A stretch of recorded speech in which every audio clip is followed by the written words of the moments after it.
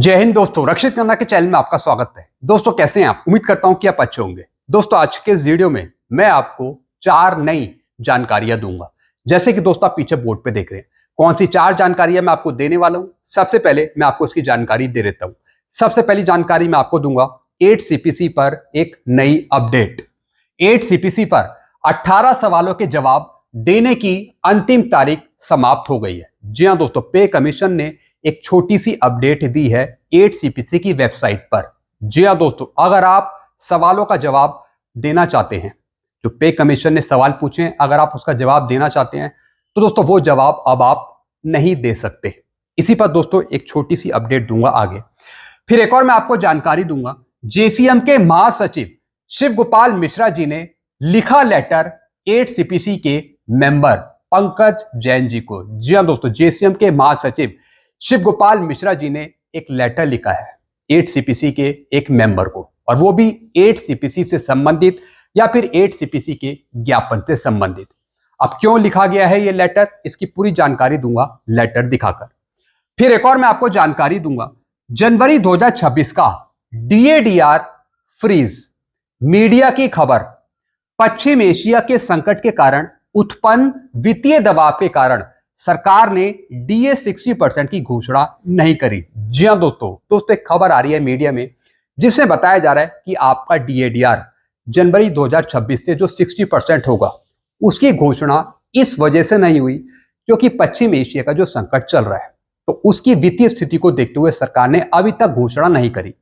तो जिस तरीके से कोरोना पीरियड पे 18 महीने का आपको पेंशन पे बेनिफिट नहीं मिला, तो इस वजह से पश्चिम एशिया के संकट को देखते हुए सरकार ने DADR 60% की घोषणा नहीं करी। तो दोस्तों क्या आपका DADR 60% फ्रीज कर दिया है, जैसे कि दोस्तों कुछ खबर आ रही है? तो दोस्तों इसी पर कुछ और जानकारियां मैं आपको दूंगा आगे।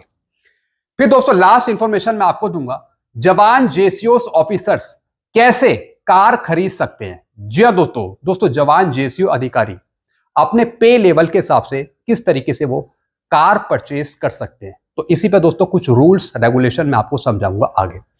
तो दोस्तों बस यही 4 जानकारियां जो मैं आपको देने वाला हूं, इसलिए वीडियो को आप शुरू से लेकर आखिरी तक देखिएगा। जानकारियों में आगे बढ़ने से पहले एक छोटी सी अपील मैं आपसे करूंगा, और अपील है चैनल सब्सक्राइब करने की। देखने में आया काफी पेंशनर्स हैं जो वीडियो तो देख रहे हैं लेकिन अभी तक उन्होंने चैनल को सब्सक्राइब नहीं किया। बिना चैनल सब्सक्राइब किए ही वो वीडियो देख रहे हैं, शायद भूल चुके हैं। तो मैं आपसे अपील कर रहा हूं, जितने पेंशनर्स ने अभी तक चैनल को सब्सक्राइब नहीं किया वो पेंशनर फटाफट सबसे पहले चैनल को सब्सक्राइब कर लीजिए। और जो ये परसेंटेज है जो आप साइड में देख रहे हैं 60%, इससे आप 100% तक पहुंचाइए चैनल को सब्सक्राइब करके। और जिन्होंने नहीं किया वो फटाफट सबसे पहले क्या करेंगे, चैनल को सब्सक्राइब, क्योंकि चैनल के माध्यम से, वीडियो के माध्यम से आपको सटीक ऑथेंटिक नई जानकारियां ही दी जाती हैं आपसे संबंधित। तो सबसे पहले आप क्या करेंगे, चैनल को सब्सक्राइब। चैनल सब्सक्राइब करना आपके लिए फ्री में है। चलते हैं दोस्तों जानकारियां में आगे बढ़ते हैं। सबसे पहली जानकारी है 8 पे कमीशन अपडेट। 8 CPC पर 18 सवालों के जवाब देने की अंतिम तारीख समाप्त हो गई है। जी हाँ दोस्तों, आखिरी डेट थी 31 मार्च 2026। अगर आप 8 CPC पर प्रश्नों के उत्तर देना चाहते हैं, 18 सवालों के जवाब देना चाहते हैं, तो दोस्तों अब आप नहीं दे सकते। 8 CPC की वेबसाइट में आपको दिखा रहा हूं, इसमें भी नोटिफिकेशन आ गया, वार्निंग आ गई कि आप अब 18 सवालों के जवाब नहीं दे सकते क्योंकि अंतिम तारीख अब खत्म हो चुकी है। 31 मार्च 2026 थी लास्ट डेट। अब आप प्रश्नों के उत्तर नहीं दे सकते ऑनलाइन, लेकिन आप क्या कर सकते हैं, लेकिन अपना ज्ञापन ऑनलाइन जमा कर सकते हैं 30 अप्रैल 2026 तक। जी हाँ दोस्तों, 18 सवालों का जवाब तो आप नहीं दे सकते। जिन्होंने दे दिया वो दे दिया, लेकिन अब नहीं दे सकते जिन्होंने नहीं दिया। तो दोस्तों आप जवाब तो नहीं दे सकते 18 सवालों का, लेकिन अपना ज्ञापन जमा कर सकते हैं 8 CPC का 30 अप्रैल 2026 तक। जी हाँ दोस्तों, और दोस्तों साथ ही साथ 30 अप्रैल की जो डेट है इसको बढ़ाने की मांग करी है, 31 मई करने की मांग करी है, ताकि पेंशनर संगठन अपना ज्ञापन दे सके। अब दोस्तों दूसरे पॉइंट में इसकी जानकारी है, JCM के महासचिव शिव गोपाल मिश्रा जी ने लिखा लेटर 8 CPC के मेंबर पंकज जैन जी को। जी हाँ दोस्तों एक लेटर लिखा गया है शिव गोपाल मिश्रा जी के द्वारा, और 8 सीपीसी के जो मेंबर हैं पंकज जैन जी, उनको लिखा है। 1 अप्रैल का दोस्तों ये लेटर है, साइड में आप देख सकते हैं। 8 सीपीसी से संबंधित ज्ञापन प्रस्तुत करने के तौर तरीकों में बदलाव हेतु दोस्तों ये लेटर लिखा है। जी हाँ दोस्तों, 8 सीपीसी पे जो आपको ज्ञापन प्रस्तुत करना है, देना है, तो उसके संबंध में, उसको संशोधन करने के संबंध में ये लेटर लिखा गया है। सबसे पहली डिमांड करी है शब्द सीमा की। जी हाँ दोस्तों जैसा आप होता है 8 सीपीसी पर जो आप ज्ञापन देंगे, लेकिन उसी के साथ साथ आप कुछ प्रश्नों का उत्तर भी देंगे। 8 से 9 10 क्वेश्चन है जिसका आपको आंसर देना है, तभी दोस्तों आप नीचे जाकर ज्ञापन जमा कर सकते हैं। तो दोस्तों जो वर्ड लिमिट है प्रश्नों के उत्तर देने की, वो बहुत कम है। तो दोस्तों इसको बढ़ाने की मांग करी है शिव गोपाल मिश्रा जी ने, यानी 35 से जो वर्ड है उसको बढ़ाकर कम से कम 4000 4500 वर्ड किया जाए। फिर दोस्तों पेंशन भोगियों को शामिल करने से संबंधित मुद्दों पर दोस्तों ये बात लिखी है। जी हाँ दोस्तों, पेंशन भोगियों को शामिल करने से संबंधित सुझाव दिए जाएं, वो भी वेतन आयोग को। तो पेंशन भोगियों से संबंधित जो प्रश्न है वो भी इंक्लूड करे जाए। फिर दोस्तों एनपीएस यूपीएस की समीक्षा और ओपीएस से संबंधित सुझाव हेतु प्रावधान। जी हाँ दोस्तों, जो क्वेश्चंस हैं उसमें कुछ चेंज किया जाए, उसमें एनपीएस यूपीएस की समीक्षा करने हेतु या फिर ओल्ड पेंशन स्कीम से संबंधित कुछ प्रश्न वहां पे मेंशन करे जाएं, ताकि सही से उसका जवाब दिया जा सके। फिर दोस्तों तारीख बढ़ाने का प्रावधान। जी हाँ दोस्तों, जो आपको मेमोरेंडम जमा करना है, ज्ञापन जमा करना है, वो करना है 30 अप्रैल तक। तो दोस्तों तारीख को बढ़ाने का प्रावधान यहाँ पे गुजारिश करी है कि तारीख को यहाँ पे बढ़ाया जाए, 30 अप्रैल की जगह 31 मई 2026 किया जाए, ताकि ज्यादा से ज्यादा ज्ञापन जमा किए जा सके वेतन आयोग को। फिर दोस्तों साथ ही साथ जो अटैचमेंट है उसकी जो फाइल है उसकी लिमिट है 2 MB, तो उसको बढ़ाने की मांग करी है कि 2 MB की जगह 10 MB तक उसको करा जाए, ताकि एक बड़ा मेमोरेंडम ज्ञापन अपलोड किया जा सके। क्योंकि अगर फाइल का साइज कम होगा तो दोस्तों फिर बड़ा ज्ञापन वहां पे अटैच नहीं हो पाएगा। साथ ही साथ दोस्तों जो और मुद्दे हैं, पेंशन से संबंधित, पे से संबंधित, सैलरी से संबंधित, अलाउंस से संबंधित, उस पर भी विचार करने के संबंध में यहाँ पे लिखा हुआ है। तो दोस्तों ये मेन मुद्दे थे जो मैंने आपको यहाँ पे समझाए। साथ ही साथ दोस्तों एक और लाइन इसमें लिखी गई है कि 13 अप्रैल के बाद वेतन आयोग के साथ मिलने पर भी विचार किया है। जी हाँ दोस्तों, शिव गोपाल मिश्रा जी ने पंकज जैन जी को लिखा है कि 13 अप्रैल के बाद वेतन आयोग के साथ हम मिलने वाले हैं। एक बड़ी मीटिंग होने वाली है 13 अप्रैल के बाद, वो भी वेतन आयोग के साथ।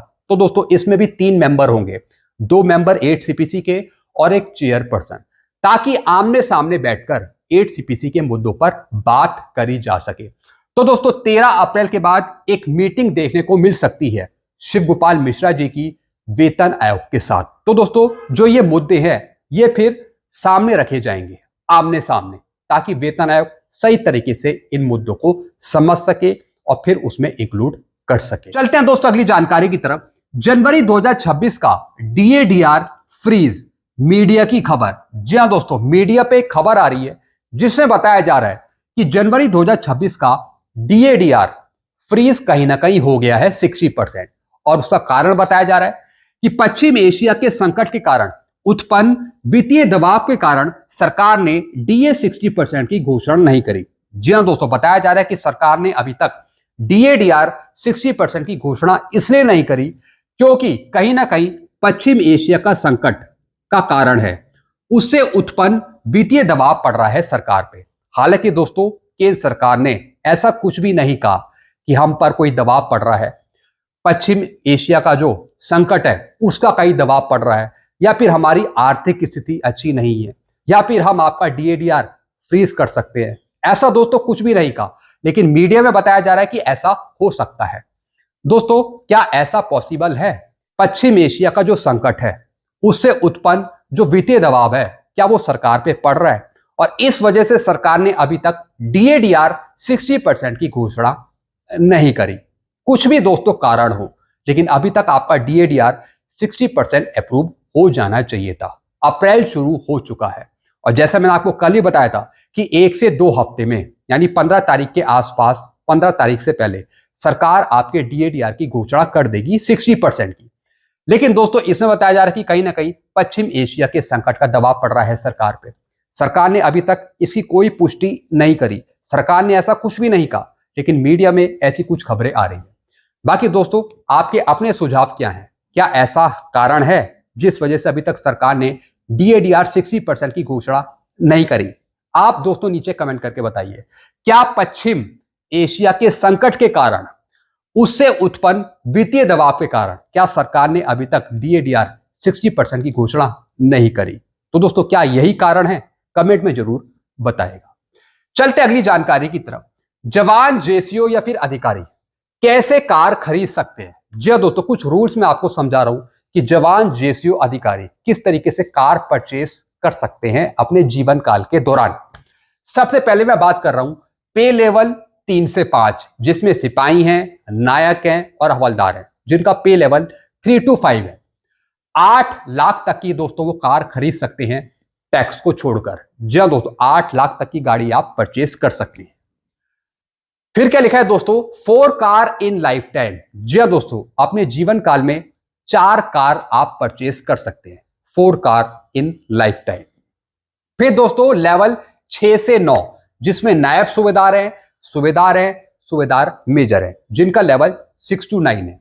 10 लाख तक की गाड़ी आप परचेस कर सकते हैं टैक्स को छोड़कर। जी हाँ दोस्तों, टैक्स इसमें अलग काउंट होगा। तो दोस्तों 10 लाख तक की गाड़ी आप परचेस कर सकते हैं। और कितनी कार आप परचेस कर सकते हैं अपने जीवन काल के दौरान? 5 कार। जी हाँ दोस्तों, 5 कार्स आप परचेस कर सकते हैं अपने जीवन काल में।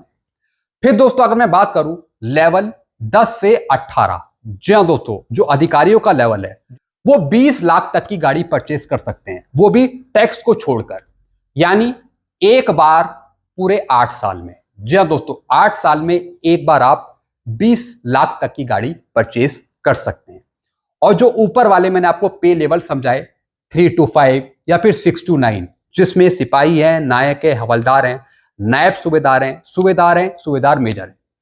अब दोस्तों ये अपने जीवन काल के दौरान ये कार तो परचेस कर सकते हैं, लेकिन आप दूसरी कार भी परचेस कर सकते हैं कुछ पीरियड के अंतराल में, लेकिन बीच में गैप होना चाहिए। ऐसा नहीं है कि आपने 1 साल में अपनी कोई कार ली और फिर दूसरे साल एक और कार ले ली, या फिर 2 साल बाद फिर कार ले ली, बीच में कुछ गैप होना चाहिए। फिर दोस्तों मैं बात करूं अगर डिफेंस सिविलियंस की, जो रिटायर हो चुके हैं या फिर जो सर्विंग में हैं, पे लेवल 10 से 18, जिनका पे लेवल 10 से 18 है, वो कार परचेस कर सकते हैं 20 लाख तक की टैक्स को छोड़कर। और 8 साल में एक बार आप खरीद कर सकते हैं कार की, कितने तक की? 20 लाख तक की। तो दोस्तों ये मैंने आपको जानकारी दी कि किस तरीके से पे लेवल वाइज रैंक के हिसाब से आप कार परचेस कर सकते हैं। तो दोस्तों ये जानकारियां बिल्कुल नई जानकारियां थी जो मैंने आपको दी है। इसके रिगार्डिंग आपको और कुछ पूछना हो तो आप नीचे कमेंट कर सकते हैं।